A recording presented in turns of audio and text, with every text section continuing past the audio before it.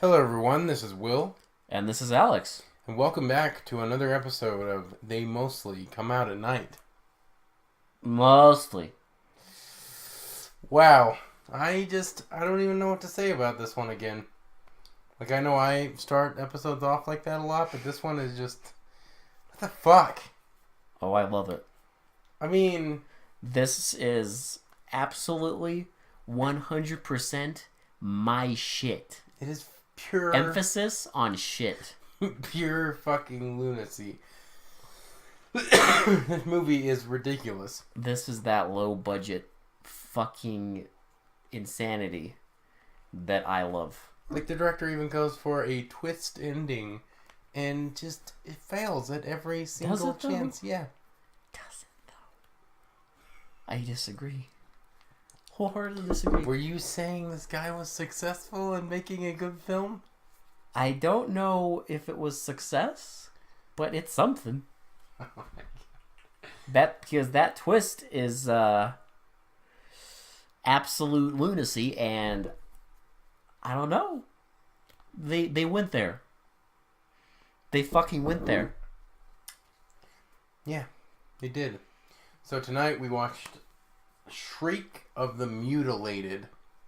Lovely. I was super excited I was too. because I thought And it exceeded. we were I thought we were getting a monster movie. We did. Which we did. Yeah, but not in the right way. No. Not the way I wanted, at least. Well, fuck your way. Okay. Because what we got was even better. Sure. Because it if had that's what you want to call it. the greatest twist Wow. of all time. M. Night Shyamalan is shook. Eat your fucking heart out, M. Night Shyamalan. He is fucking shook. If you watch this... I would be if I was M. Night Shyamalan. Yeah. I'd be like, oh, fuck, I need to step my game They up. fucking went there. Ain't no normal monster movie here. No normie shit allowed. Okay? This ain't no normie shit. It ain't. So this is made by the same man who made Invasion of the Blood Farmers. Oh, is it? Yep. That's why it made no goddamn sense. Well, it makes sense. It just, you have to kind of, accept it. Sure. You have to accept certain things. Yep. Things that you might think are unacceptable in a normal movie. Yeah, you kind of have to turn your... You have to just accept them. Yeah, That it's a fact of life in this man's cinematic universe. Yeah, that's fair. Because this might as well take place in the same cinematic universe as Invasion of the Blood Farmers. Though this is somehow even more insane Yeah. than that movie. Because Invasion of the Blood Farmers was fucking nuts in the wrong ways. I'm not trying to praise it. This is even more nuts. This is even more... it's just total insanity. Bless him. But... Because he was like, I'm going to follow up nonsense with even more nonsense. And that is, I admire it. We're gonna do nonsense centered around a Yeti movie. But then we're going to fuck them. We're going to take the audience and just put them through the goddamn ringer. And you know what? My kudos go out. Because they went there. They tried, yeah, I guess you could say that. They could have had a normal monster movie. Well, We decided. Cannot. it's one of those monster movies that maybe they have an excuse for why the Yeti looks so fucking awful. It does definitely do that. maybe the suit was so bad that he had to change the script I don't know. for like the movie. I don't know, man. I don't even know. I mean, you did have suspicions. I did. I knew there was something about it, but I didn't know what was going on exactly. But and how could you fucking know? well, I guess there were hints, but I guess there were hints, but the hints, I mean, the thing that happens is not it's a little unexpected. it's like your typical slasher movie with a Yeti until like the last like 20 minutes. And then it transcends schlock. Yes. It transcends the schlock and it becomes something Goes straight into the garbage fire. something new. Something bold. Bold is a good word to use. Bold vision. I don't know. Yeah, it sounds like you're praising this movie. Michael Finley had a vision of a movie, and the vision came true, and it is a horrible glory. One that we now have to describe in detail. I love it. So here we go. I love it. So here we go, because it's fucking confusing already at the beginning. It just shows it, and I'm not shitting you. It literally just shows someone knocking someone's head off with a croquet mallet into a pool, and then it shows the opening title. It's a metaphor. That our heads are gonna get bashed into a fucking pool. It's a metaphor for. I wish that would have happened watching this movie.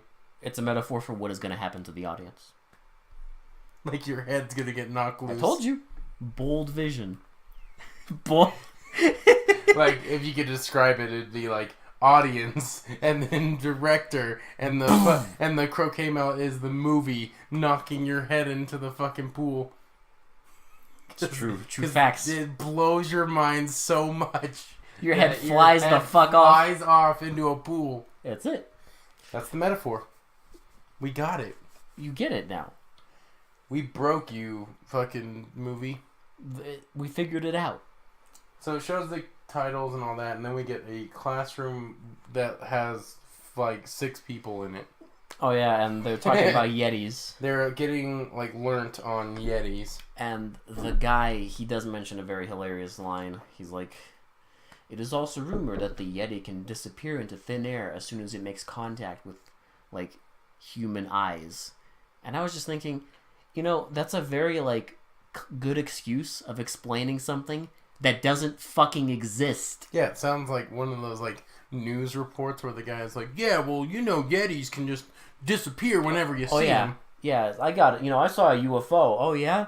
Well, yeah, but it just disappeared as soon as It's commonly known that UFOs can just disappear when humans see them. It's a nice fucking excuse. Right. I don't know why it's in the movie, but it's there. So he just goes over, and there's like 6 people, and they're all like, they're going on a field trip. They're getting ready to like go find the Yeti because they're doing like an excursion to go like photograph and like actually find proof about a Yeti. Yes. Yetis live in New York. They're getting ready for the field trip, and then the teacher holds back one of the students and invites him to dinner. Weird. But anyway, it doesn's matter. So he goes out, and they're all talking about a party they're gonna go to. All the students are talking about a party. The world's greatest party. And this dude's girlfriend is like, "Aren't we going to that?" And he's like, "No, I promised the teacher that I'd go to dinner with him." Which, weird. But anyway. Not when your teacher wants you to try... Well, the teacher wanted him to try his meat. In more ways than one. You thought it was going to be the other way. Yes. But little did you know... I was wrong. You were wrong. It was a different meat. I thought it was creepy, but it was... Well, you thought he was trying to fuck him. Yeah. But no, Will. He wants him... It looks like that. He wanted him to try a different kind of man meat. Yes. Hint. Not his man meat. Hint, hint. A prepared man meat. Hint, hint. So she gets all mad at the guy because he's gonna go, and she's like, "Well, like, can you make it later?" And he's like, "I'll try, but I don't know how long I'm gonna be." And then we see the world's greatest party with a popcorn machine. That's the main feature of this party. And now I know at every party I throw, I'm gonna have a popcorn machine. That shit was lit. A giant popcorn machine, and the guy at the party serving it is dressed up like a fucking... And they did that stupid... Oh, it has the greatest music.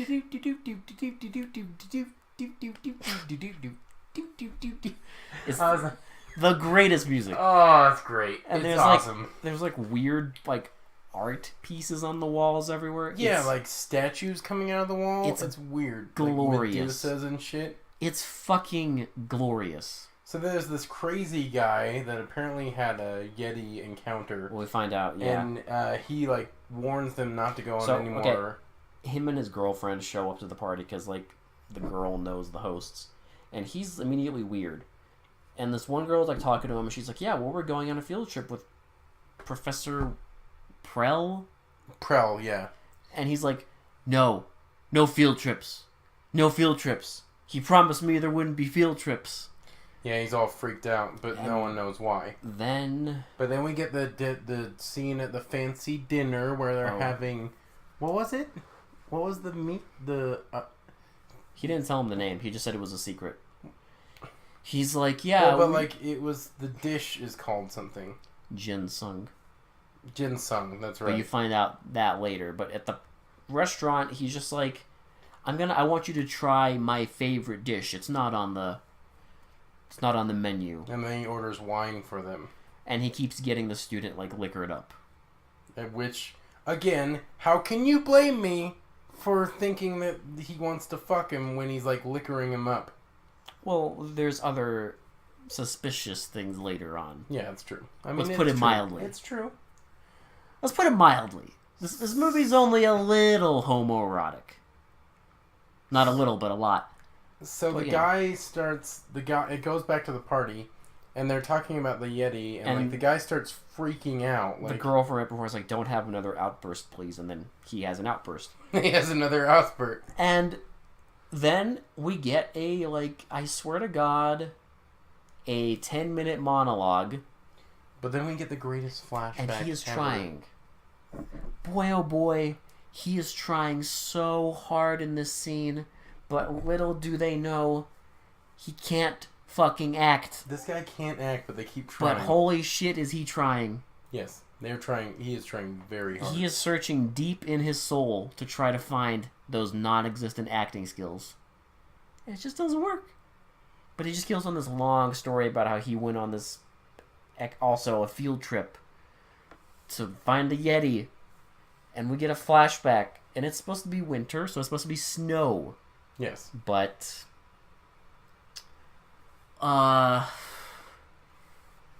they put, like, I don't know what the fuck you'd call it. Essentially, it's this filter that is just... It's like it when you... I don't even know, like, because I don't know the technical... It's like a reverse sepia tone. It's like when you take a negative of something, but then reverse the negative. So it's like, it takes out... Instead of, like, a negative, like, focusing on all the dark stuff, it, like, lightens all that. It lightens everything. So it looks like just white and a little bit, like, outlines are in black. Like, so the it's whole just screen is white. Pure white. And then you see the guy running from something. And that's supposed to be snow. It's supposed to be snow. Yeah. Did they need that? No. Like, why couldn't the story have been in not snow? I don't know. Was that too, like... I guess that was too hard. Is it? I'm pretty sure that's easier than saying it's snow and then coding your entire fucking flashback in a filter where you cannot see shit. Yeah, but it's snow, even though he's clearly just on the... But it doesn't have to be snow, does it? No. What the fuck? You can't see shit. I'm not joking. The scene is so fucking bright that when the Yeti attacks him, you just see, like, little, like, lines of dark just doing something. And then clearly a guy's face that just has fur on it. He looks like he's wearing a Santa Claus beard. It's great.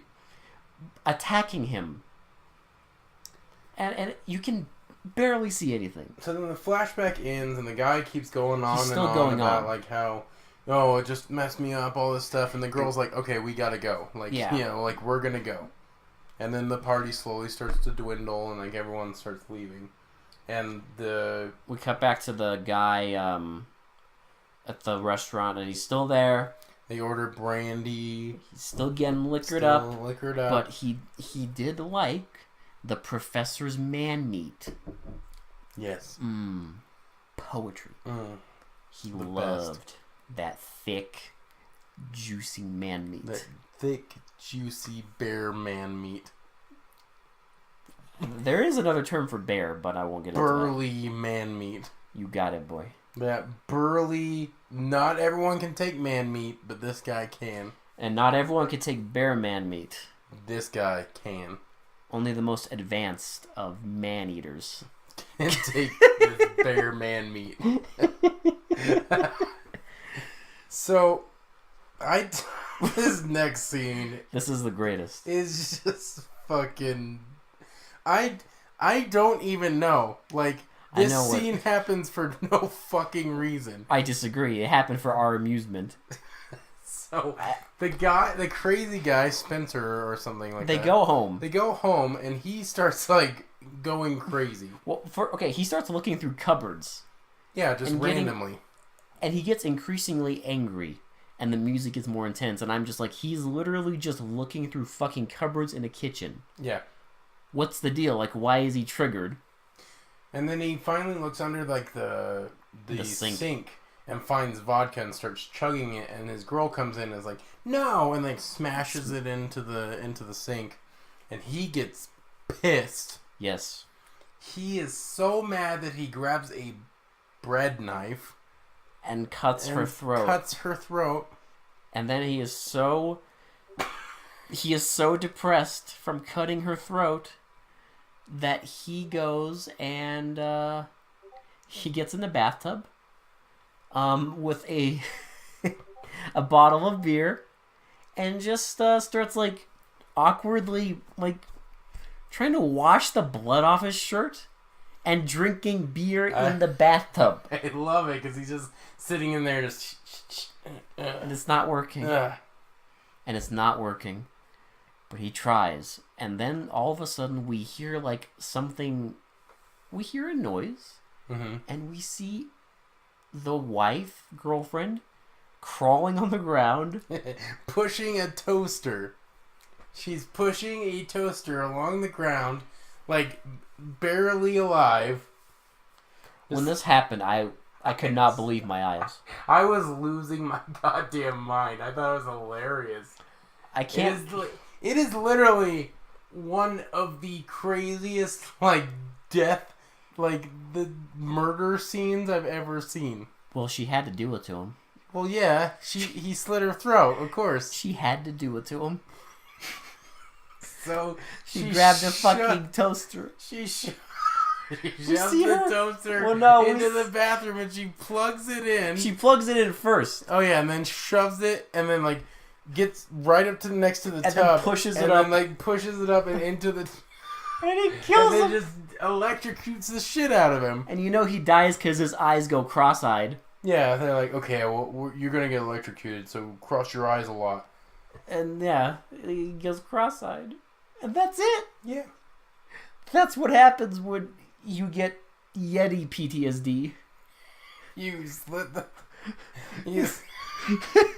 Because that's what he had. It's Yeti PTSD, and then his girl took the alcohol away from him. But see, he started drinking because he had the fucking Yeti PTSD. Yep. Because fucking Shaggy Dog attacked him in the woods. Because he looks like Shaggy Dog. Yeah, exactly. Shaggy Dog came out way after this, but he does look like Shaggy Dog. It's just Shaggy Dog. Maybe they used that same suit for Shaggy Dog. It's like Shaggy Dog with the body of the gremlin from Twilight Zone. Mm-hmm. Legitimately. I think they did use it looks too much like the gremlin from Twilight Zone. And boy, oh boy, does it look like a man in a suit. Hint, hint. Hint, hint. Stop it. Spoiler alert, man. Come on. They would never predict this. So, the students... The next scene is them in a van, and they're driving, and they have stop at the gas station. They have to meet the cliche, creepy old man that tells them not to go, or that warns them that if they go, they might, they might get into some trouble. He's like suspicious, but then he's like, well, I won't tell you not to go because you're already going, and people who are already going are gonna keep going. And he like tells them, well, check your oil levels, and yeah, like he talks like that because it's like were you gonna say we theorized that it's not an actual actor? It's just some guy that worked at that station that they walked up to and they were like, hey, we need some guy to warn them not to go or to warn them about something. Would you mind doing this little scene for us? He's like, okay, fine. They took one take and that was it. That was it. That's the best they got. Because he's terrible. He's great. He's so, like... You'd be so scared listening to him, Will. Oh, yeah. His wooden, clearly has never been in front of a camera, acting. It's great. Mm-hmm. And they go and they pull into this thing and they take off a chain for private property, and they get to the teacher's friend's house. Who is, suspicious. I'll just say that. Highly suspicious. Yes. And highly suspect. The whole movie, actually. They get there and they kind of settle in. He shows them where their rooms are. They say when dinner's gonna be, and they meet his. One of them is Oh no! Sorry. First we get the guy tries to apologize to the girl and is like, "Hey, you haven't talked to me at all. I told you I couldn't get away." He's like, "You could have called." And she gets all mad, and then it's just a stupid throwaway scene, but they just showing tension. Yeah, man. Even though the tension... Will. Even though that tension is literally disbanded in a few scenes. It's drama. Mm-hmm. That's how movies are, Will. It's a real movie. So you get drama. And eventually one of them goes outside. And she's walking around the grounds... And she comes upon this, piece of wood. And a big burly man, just lifts up an axe and brings it down on some wood. A bear of a man? Wink, wink. Nudge, nudge. And he is making this absolutely goofy fucking face. Yeah. She freaks the fuck out. And the guy is like, "Oh, that's just my..." He says... My Indian. He says, "That's my Indian." Direct quote, "My Indian." Laughing Crow. Will, does this man look Indian? No, not one fucking bit. He legitimately looks like he should be making pizzas in New York. Yeah. That's how Indian he looks. Exactly. Which is, not if very... anything, he kind of looks Italian almost. Yes. Yeah. Extremely, and it's fucking hilarious. It's hilarious. But he can't... that's the best they got. They couldn't get some guy that, even remotely looks like a Native American guy. Apparently. Let alone just hire a fucking Native American actor. Well, they couldn't even do the proper, dumbass move where they paint him brown. Oh, brown face? They couldn't even spring for brown face. They couldn't be bothered. They couldn't be the good, the bad, and the ugly. They couldn't go full offensive. Where they dress a Jewish man up as a Mexican. They couldn't go full on spaghetti with Western.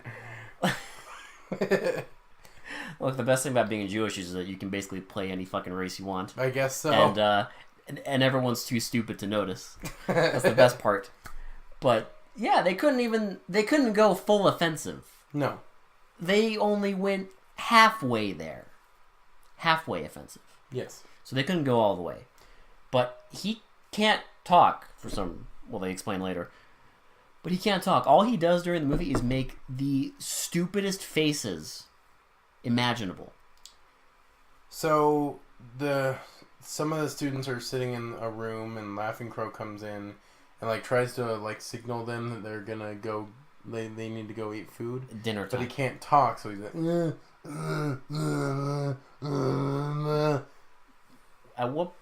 So after this, I guess they have dinner, but it's they're all kind of sitting on sofas and shit. Yeah, but they can't handle what Laughing Crow made, except for the guy who can handle the bear man meat. He's got experience. Bear man meat is the best meat. And if you can't handle it, you're not a man. He has experience with eating man meat already. Clearly. So he's fine with it. But the rest of them, they're not quite as experienced eating man meat. Nope. But here's the important part in this scene. Is one of them is playing piano. and he improvises a song about a Yeti. Yep. Including such classic lines as, "He will turn your threesome into a twosome." That's it. That's a lyric, yeah. That happens. So the owner of the house starts like talking about how he saw a Yeti like 2 days prior, and it goes into a flashback about how he went to do his backyard and heard this like big heartbeat. Yeah. Doo doo doo doo, and then he like followed it. He like followed it and saw the Yeti like in the distance, and you kind of see the Yeti a little bit, and it looks stupid as hell. Don't forget also, like, he mentions that it smells horrible. Yeah, it smelled like a rotting corpse, yeah. He said. And so he said his growl is like nothing he's ever heard. It's too high pitched to be a bear, but too low to be like a moose. Like whoever wrote this script is a genius. Yeah, that's the word I'll use. Genius. So the students get all freaked out by this, like, they're going to story, bed, and the girls are all freaked out, and so the guy's like, "Well, if you're scared, knock once on your wall, and I'll knock twice to tell you everything is okay." Something. But they're sleeping, and she wakes up because she hears, and then she knocks on the wall, and the guy only knocks once for some fucking reason, because I guess they forgot. I guess they must have forgot. They forgot their own rule, their own dumb fucking line that they wrote literally 2 seconds prior. So she goes back to bed. That's it. Just Yep. The end. Yeah, that's it. Okay, that's great. So now they're all hiking to go see the Yeti, where the guy said he saw the Yeti for fuck's sake. And they're like hiking in the woods. And they hike like 20 feet. Maybe. And then they stop on a rock, and one of them gets like a coffee thermos thing and gives the guy coffee, and he drinks it, and he he's dumps it out, and he's like, "This is garbage. This is garbage. I saw a deer that way. I'm gonna go bag it so we can have real meat." He's tired of eating meat. He's tired of eating that bear man meat. Okay. Yeah, I mean, man, bear, pig meat. Look, we all have our own preferences, and some of us can't eat man meat, juicy, thick man meat. Man meat. Exactly. So some of us can't. It's a preference. It's fine. He's one of those people, so he wants to go grab a deer, and he goes. So he goes through this like dilapidated town for some reason. Yeah, I mean, he apparently ends up like miles away from them because it's I don't know how. A completely different fucking environment now. Mm-hmm. But that's fine. And he finds an abandoned building, and he hears. Dun, dun, dun, dun, dun, dun. So he goes in there and he searching around, and then he sees a piece of wood knocking against another piece of wood, and it's like, "Oh, psych out!" And then he doesn't say that, but that was my feeling. I wish it actually fucking happened. If he was like, "Yeah, psych out," and then the gremlin from Twilight Zone with Shaggy Dog's face attacks him. It looks so goddamn fake.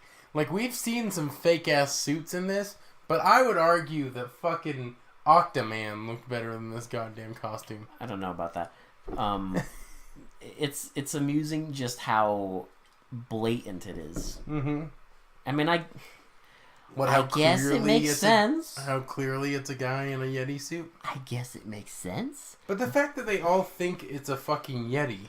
Well, to be fair, everyone who sees the fucking thing dies. So no one's talking. I guess that's true. The only person who talked is the guy who ranted for 10 minutes at a party. You right. And they got roasted by a fucking toaster. Roasted by the toaster. She had to do it to him. She had to. I mean, he slit her throat. Of course she had to. Which I don't get how she had enough strength to go and put the toaster in the tub. I'll just ask this right now, though. How the fuck did he kill him? The Yeti. Think about that. Think about it. He didn't kill the Yeti. Remember, it attacked him. No, but how does the Yeti kill them? It was like paws. They used They used Anna. They used What? paws. They used paws and scratches them to death. Yeah. Okay, we'll get to that. We'll get to that. So the students all form a search party. Oh, and they're bullshit! They don't form a search party. It just cuts to them like sitting there, like, well, we tried looking. I think that he went too far looking for the deer, so he's gonna stay the night in the woods. My favorite part is like the homeowner comes in and is like, "Oh, sorry if I scared you. Everyone knows you're supposed to fire off 2 rounds every 30 minutes." Well, because he just to like signal where to go. You just hear like boom, boom, and then he's just in the house. Like literally a second later, he's right there. He's like, "Sorry if I scared you." Yeah, because apparently you fire off 2 shots every 30 minutes? Yeah. Is it every 30 minutes? To signal to where like, you guys are, like echolocation kind of shit. But like the logic is just, oh, he's sleeping in the woods. Mm-hmm. And they're like, okay, fine, I guess. Except for the girlfriend who's, well, she's like, not really his girlfriend. She's thirsty. Yeah, she starts kind of worrying about him because she's like feeling that something bad is happening. Yes, but she's thirsty. And so we get this story of Laughing Crow and how he... That's after this. So first we, before this, like, one of the girls, she goes outside and just kind of sits outside. Oh, that's right. And she sees, she's like, hears the heartbeat thumping. And then she sees it for like a split second, and then that's it. And then we get the fancy transition where they take the filter off the camera. Yeah, right. So it like has it has like a blue filter on it, and then it slowly slides up into like morning, or quote unquote morning, even though it was the same time of day. Oh, that glorious day for night, baby. Then, this is where it explains why Laughing Crow can't speak. The way this scene starts is just hilarious, because the girl, thirsty girl, comes into the room of the professor's friend who owns the house. And I love that he's doing research, right? Yeah, and like, so like all the books are like just delicately stacked on top of each other. It's open books stacked on top of open books. It's just... But it looks like every open book is like literally opened in the exact middle of the book. They just opened them in the middle and just threw them down. Yeah. It's such masterful set design. And she walks in and she says, "I overslept." But then she also mentions that she didn't sleep. Remember that? Yeah, she's like, "I overslept, but I couldn't sleep." Like, which one is it? It reminds me of that scene. Is it like, what was that really bad movie where John Barrowman's like, "Yeah, like oh man, I'm so exhausted, but I'm really wired." Like,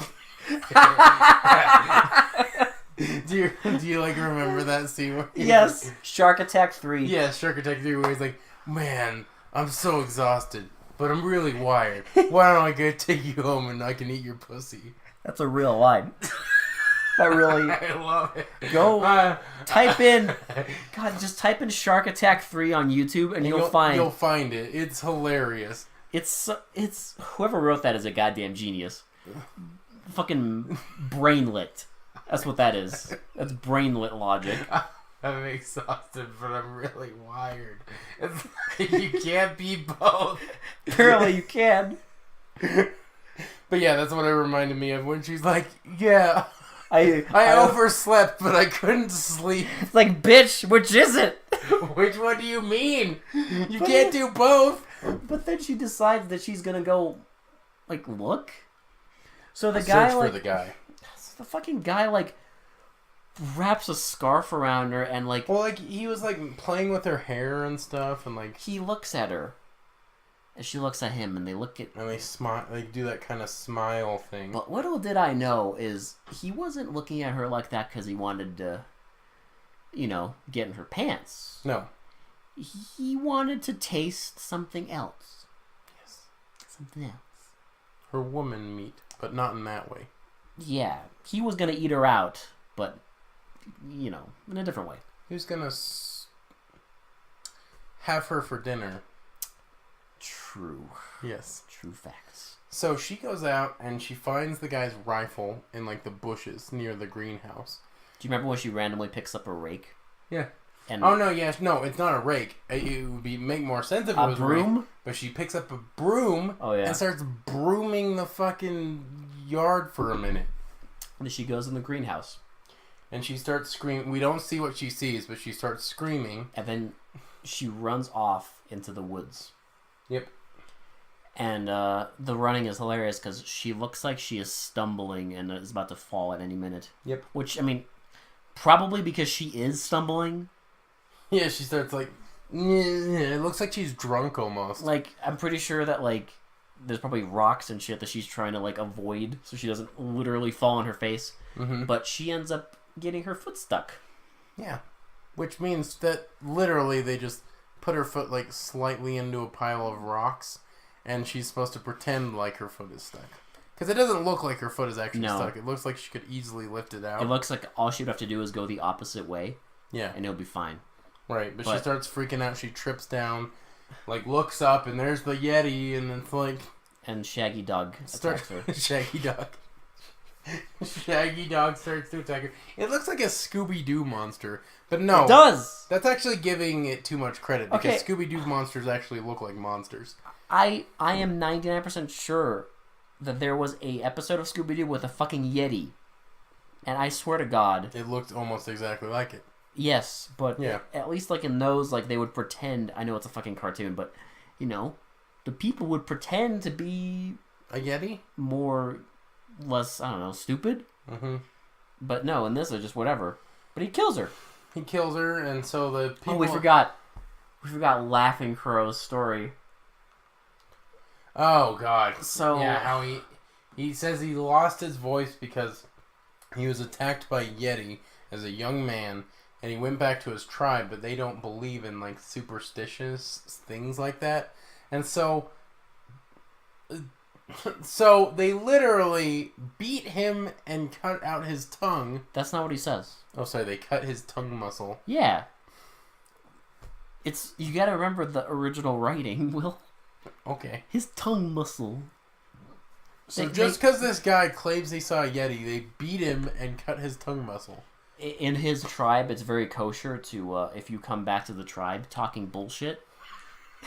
They don't stand for no bullshit in this tribe, okay? They'll beat the shit out of you and cut your tongue. In this fake made-up tribe that they never say anything about other than he's from it. They never even say their name. No. They don't take no shit. They don't. Okay? No bullshit. They'd be like, you straight lying, son. We're going to cut out your tongue so you can't talk anymore. Talk no more of that bullshit. No more bullshit. No more bullshit out of you. So, yeah, that's the riveting story of Laughing Crow. So after the girl dies, they can't find her, and so they start to kind of... Like, the last remaining girl starts to kind of freak out, because she wants to leave. She wants to just go and, like, go warn people... Like, they're not going. And they're not going. So they hatch a plan to, like, trap the beast because the teacher is, like, obsessed with catching this monster. Do you remember what they get, though? To trap the beast? A bear-sized wolf trap? Yes. Now... What the fuck is that? I'm no trapper. I don't hunt.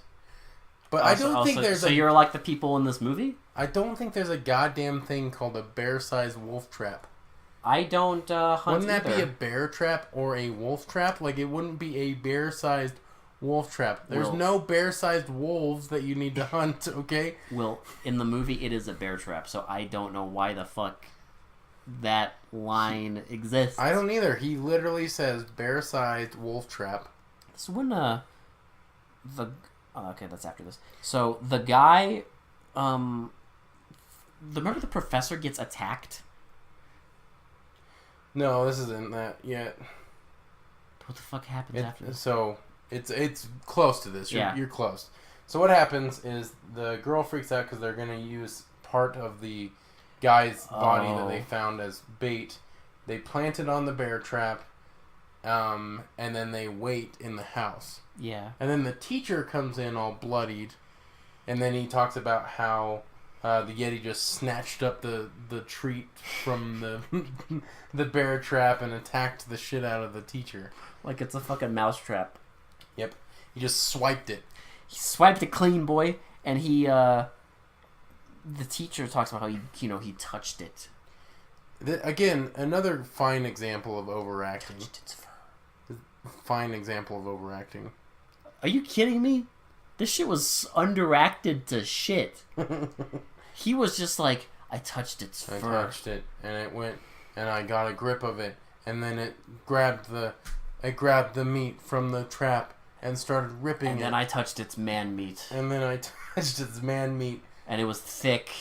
I grabbed the thick it was hair. Thick and burly and manly. and I could smell it rotting like I could a corpse. smell the man scent. I could smell the man scent, the Sasquatchness of him.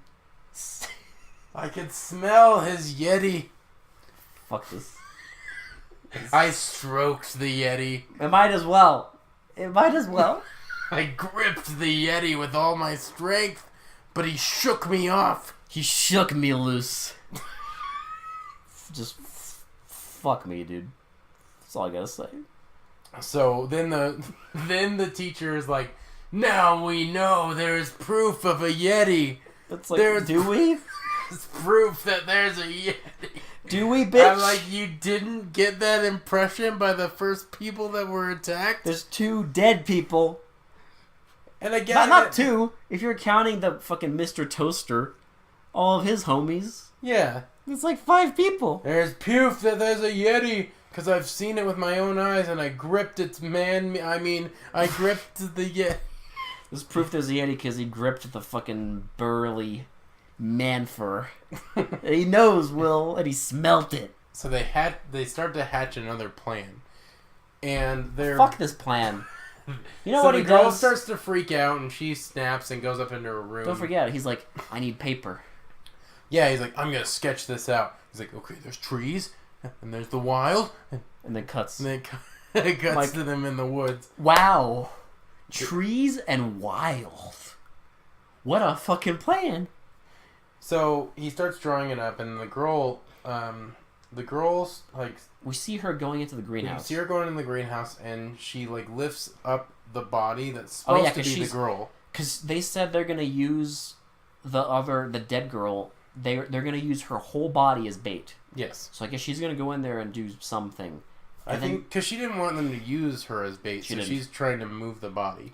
So she goes in there and lifts up this tarp, and it's the guy. And she freaks out and then starts getting this weird, like, swaying, like, camera angle. Like, it's so weird. I didn't even know what was going on. And then she wakes up, and they're like, you had a bad dream. Or did she? And she starts, like, going crazy because she's like, I swear it was Tom. I swear it was Tom. I saw Tom in the greenhouse, but how's that possible? And, like, all this stuff. You're just dreaming. Like, you're just dreaming. So they go and, like, try and confirm. They go in the greenhouse. They lift up the tarp, and it's the girl. Mm-hmm. And then they carry the girl. This is their brilliant plan. They fucking tie her to a tree standing up. And then they have wires going across all the tree line. And when he hits the wire, a light will turn on and blind him. Blind him, and the teacher is going to hit him with, what did he call them?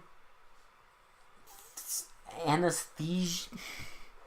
Not like anesthetic. It was like fucking... Anesthetizing? Anesthetizing bullets. Slugs, yes. Yeah, anesthetizing slugs. I mean, the plan is dumb. They're going to basically blind and trank the Yeti. But in hindsight, it makes sense. So then we get Laughing Crow setting up this weird, like, light switch thing to, like, a bell. I didn't get this scene until after the movie. Like, after they revealed what happened. Yeah. Because now I understand what he was actually doing. Because I didn't understand what he was doing at first. Yeah. So, the Yeti comes in and, like, pulls on the wire, and that rings the bell. And so Laughing Crow turns on the light. And there's nothing. So they're like, okay, shine the light over there. And we see the Yeti. And Shaggy Dog goes crazy. Shaggy Dog goes crazy. And the guy fires at it, and it's like, click. Which, I mean, I get it. But at the moment we were watching it, we were like, what the fuck? Is that their gun sound effect? Yeah. It says click, and then so they go back to the house. And then he chases it. Oh, yeah, no, yeah, that's right. And the professor yells at him, he's like, "Come back here, you idiot!" And he chases it, and he sees it's like a speaker. Yeah, and it's playing a heartbeat. And it's playing a heartbeat. He's like, "What the hell?" And then it starts playing music, and we see that Laughing Crow is operating like the speaker, and it's like the radio turns on. Mm-hmm.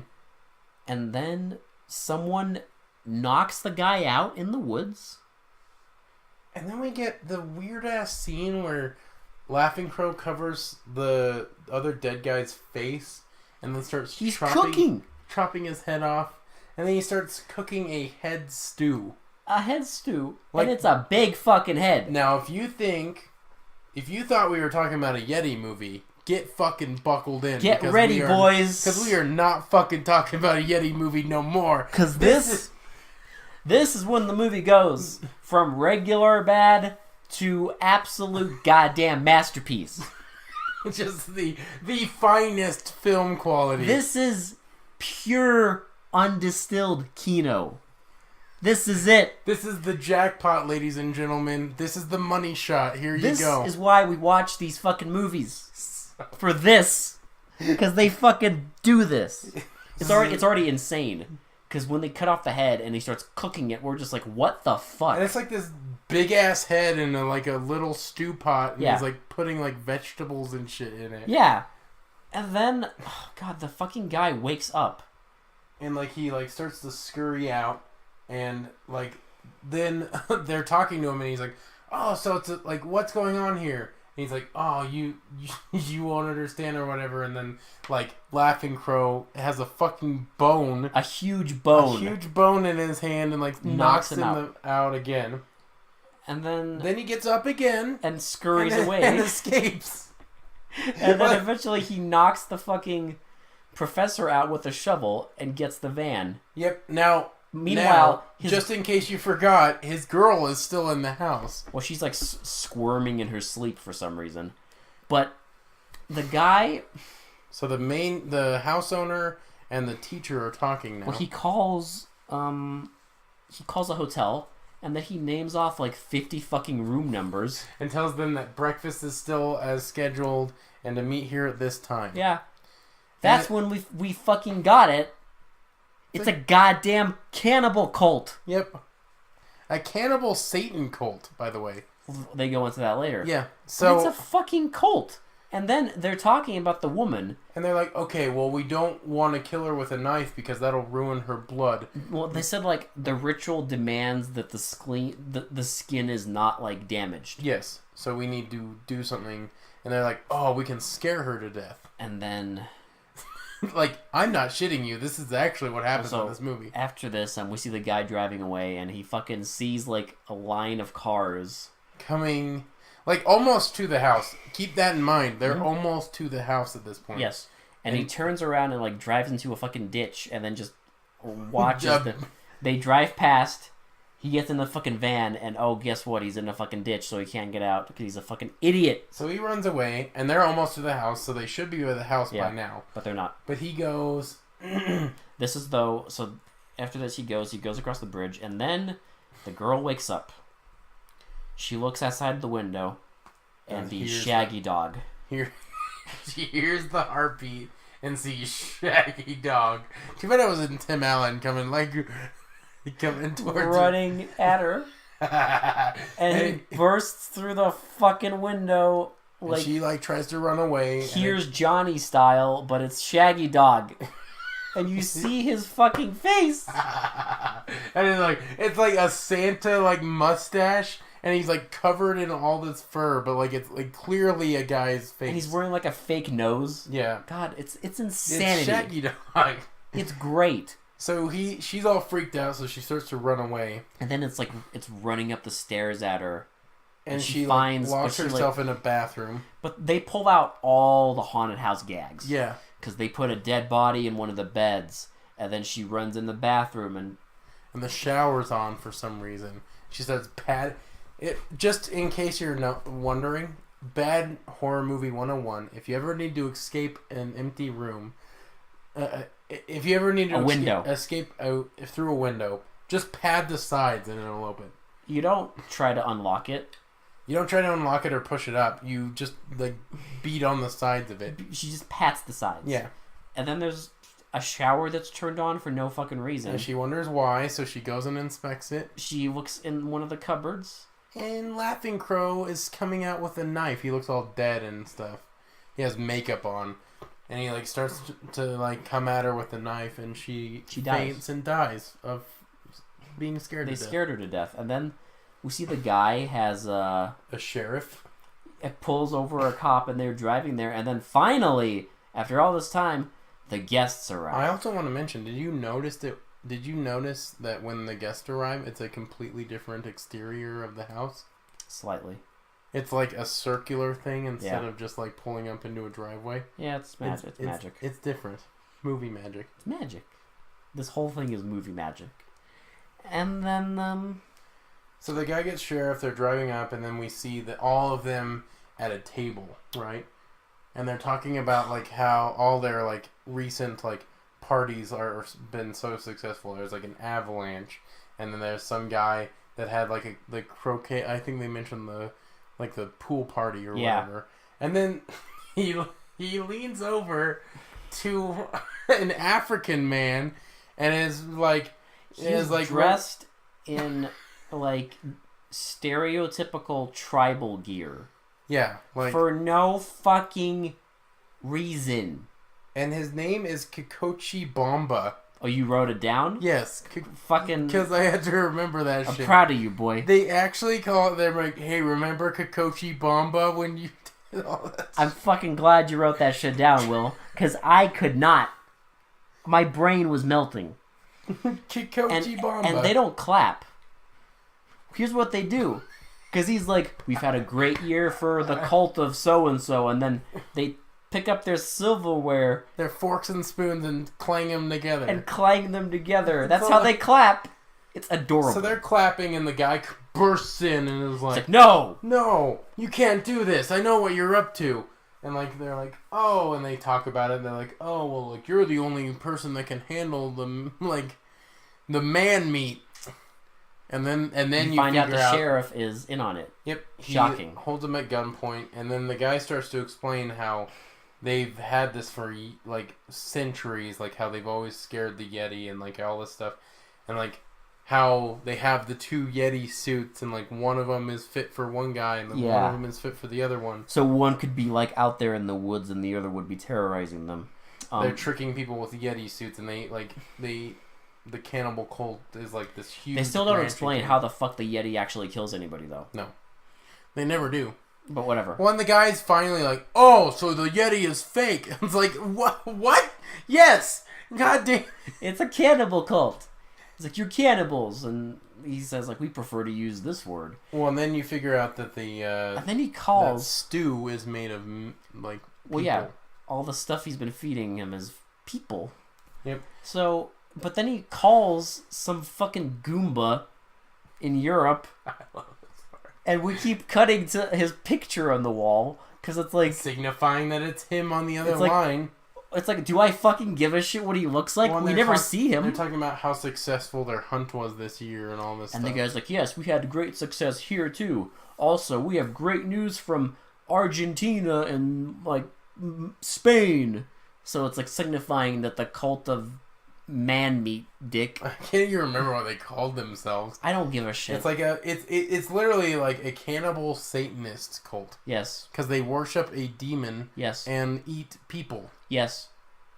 And they're very diverse. Very diverse. They don't discriminate. Oh yeah, no, they're worldwide too. They don't discriminate on race. So they're very progressive. So the guy gets freaked out and like pushes the sheriff away and tries to run out. And they all get up and start attacking him with forks, and they knock him to the ground and start stabbing him with with their forks. Like, I love this part because it's like it's clearly the forks are just dipped in red paint and they like dab it on his like sweater. It's fucking hilarious. They're just going crazy with these forks, right? They're just like jabbing it. And, it's fucking hilarious. It is goddamn beautiful. The reason for it is because like they're trying to get him to eat his girlfriend. So they pick him up and they bring him back into the room, and they bring in the girl. And they're all like standing there. And they're like, "Oh, this year's special because we scared this woman to death. her skin is pure. She's untainted." And then they bring the guy over to the girl. Laughing Crow pulls out an electric fucking carver and goes, lifts up the knife. What's he say? Well, and says, "White meat or dark meat?" Credits. And but before credits, we see the guy's face. No, yeah, he's drooling like a fucking idiot. Well, he's bi, I guess, because he doesn't just go for man meat. He goes for woman meat too. He doesn't discriminate. Right, exactly. You don't discriminate when it comes to eating people. Okay. It's a movie about non-discrimination. Some of us eat one kind of meat, woman meat, and others eat man meat. But some can have both. But the true message is that you can have both. I mean, I enjoy both. Yes. Why can't I have woman meat and man meat? Some people like the thick, juicy, bare man meat. Some people like the other juicy woman meat. It's a movie about meat. Equality. Quality. Equality and quality filmmaking. Oh, man. Do I have to ask you what your final thoughts on this movie are? I love this movie.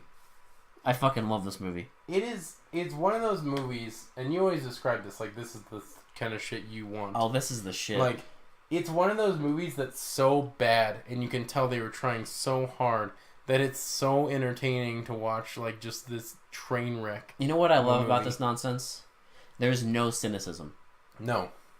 No cynicism, nothing. It's earnest. Well, they didn't even have, like, a message. They were just like, we just want to make a horror movie.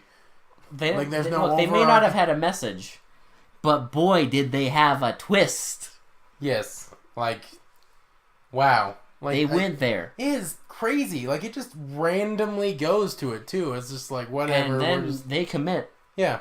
The funny thing is, though, that, like, the twist, like, just, it...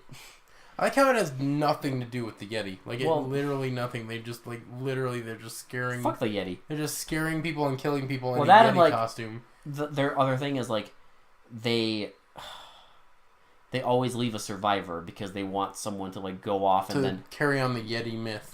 So, yeah. So that more people come. Would that mean that they have also a Sasquatch? It's the same fucking thing. Like a Bigfoot thing? Same fucking thing. I know. What if they have, like, an abominable snowman? I theorize this. There's that, like, infamous footage that was... I know it was sometime in the 70s where, like, some dipshit recorded a Bigfoot, like, walking in the woods. And it became, like, famous, it became a big deal, even though, like, 10 years after the fact, they admitted the fact that it was just his fucking friend in a suit. And they did it to get famous. But regardless, it was sometime in the 70s that footage became a big deal. And I wondered, how soon after that footage was this movie? Because it seems like it's chasing that. But then you get the cannibals. Yes, and the Satanists. The funny thing is that, like, we were just like, this suit is so fucking awful and so unrealistic that the twist, like, just kind of... I actually, like, theorized that maybe, like, the filmmakers thought that the Yeti scenes were so ridiculous and so stupid that they're like, okay, it's clearly a guy in a suit. Nah. Let's just have it be an actual guy in a suit. Well, this man-made invasion of the blood farmers. Okay, he's not that smart. He's capable. You know he's capable of this insanity. Yeah, it's true. I forgot who we were talking about. But yeah, so, like, I don't know. Like, it's... You have to rent this movie. You only have to spend $2 on it, so it's not that bad. It's worth it. It's worth it. Just watch this train wreck of a movie. Like, that's my final thoughts are just, like, I agree with everything you say. Like, it's just... No cynicism. It's no cynicism. Like, they just go for it. He's just like, you know what? Yeti movies are played out, like all these big monster movies. Let's just do demon cannibal We have seen Bigfoot. Yeah. And it was a fucking garbage pile. Now, how much better would it have been if the Bigfoots were actually, like, Satanist cannibal cult? Bro, like, this kicks the shit out of that Bigfoot movie. It's true. Because at the very least, like, things happen. Each scene has a different, like, fuck up. Or some other insanity. It's just a crash and burn, and I love it. I love this shit. Like, especially... Because like, some of the last couple movies that we've watched are, like... They're bad, but they're just kind of, like, dull. Well, they're just bad, but, like, bad for the sake of being bad. This one's actually, like, so bad it's entertaining. This one just doesn't give a fuck. No. And I love it. And he clearly does not, because he made Invasion of the Blood Farmers, and another movie that did not give a fuck at all. Like, shit like this needs a cult following. Yes. Because there's some movies that just... I don't know. There's movies out there that I don't think, like, deserve their cult followings, but this thing... I think it does. Oh, boy. Maybe we can start that cult following. Oh, boy. But look, we got so many more movies to go that we're gonna fucking find some other hidden turds. I'm sure we will. I almost said hidden gems. No. But I was gonna say hidden turds. They can't all be police women or truck stop women. This is true. Okay? This is very true. Those are diamonds in the rough. This is the other side of that coin. Exactly. You have good schlock, and then you flip the coin and you have this. Shitty schlock that's entertaining to just watch a fucking plane crash. But both are entertaining. But boy, this thing. So that was Shriek. What was fucking goddamn it? Shriek of the dick. Of the mutilated. Shriek of the mutilated of the dick of that man meat. Well, the reason for that is because you kept thinking that the professor was like hitting on the student. Yeah. And the fact that the guy who owns the house is very kind of fey. Flamboyant.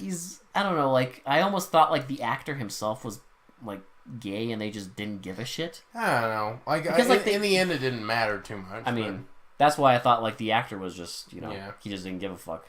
Did any of the actors give a fuck, so... No. But yeah, so go rent it, get a 6-pack, or get a lot of beer. Just watch it with friends. It's actually really entertaining how bad this movie is. I almost forgot to drink my beer during this. Me too. I almost forgot to take notes because I was so enthralled by how bad it was. I was so baffled. Yeah, seriously. It's insanity. But I love this. But yeah, go watch it, please. Spend the $2. It's worth it. It's 100% worth it. So, anyway, for They Mostly Come Out at Night, this has been Will. And this has been Alex. And we will talk to you all later. Bye! Oh, man, I'm going to go get some man meat. Oh, baby. Man. Juicy. Thick, hairy man meat.